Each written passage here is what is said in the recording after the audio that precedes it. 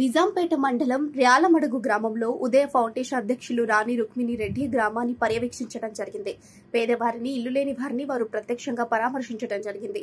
ఇటువంటి విషయాల్లో మేము మాతో అయినా కాడికి సహాయం చేస్తాం, లేదు అనుకుంటే పెద్ద ఎత్తున సమస్యలుంటే గవర్నమెంట్ దృష్టికి తీసుకెళ్తామని చెప్పేసి గ్రామస్తులకు హామీ ఇవ్వడం జరిగింది.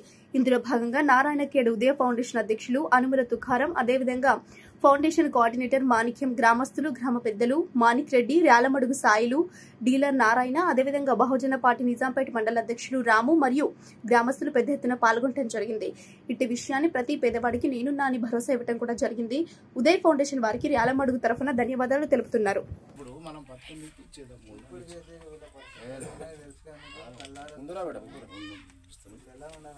అప్పుడు 3-4 ఇస్తారా అని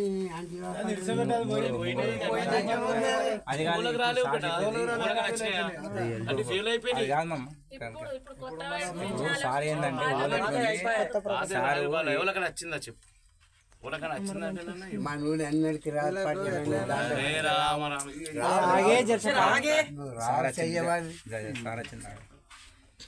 అడవిలో మాట్లాడేటప్పుడు కొద్దిగా కుటుంబం పరిస్థితి జర దారుణంగా ఉంది.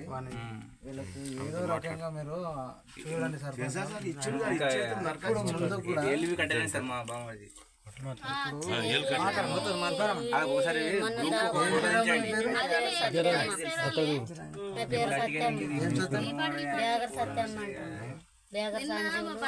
ఎంతమంది కొడుకులు? ఇద్దరు కొడుకులు.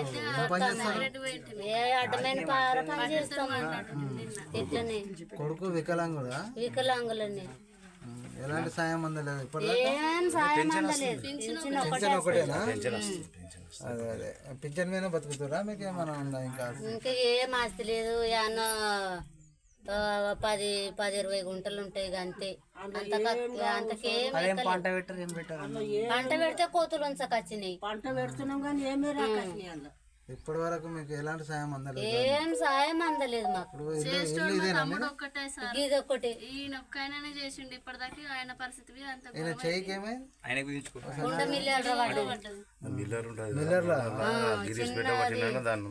ఎన్నేళ్ళు పోయినాయి బాబు?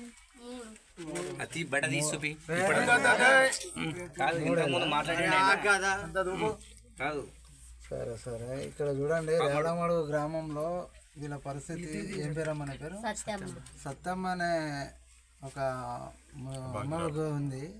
అమ్మ పరిస్థితి చాలా ఘోరంగా ఉంది. ఇక్కడ ఉన్న పెద్దలు అందరు గమనించి అమ్మగారికి ఏదో తన వంతు సాయం చేసి వీళ్ళ కష్టాల నుండి బయటపడించాలని మీ అందరి పెద్దల్ని కోరుతా ఉన్నాను.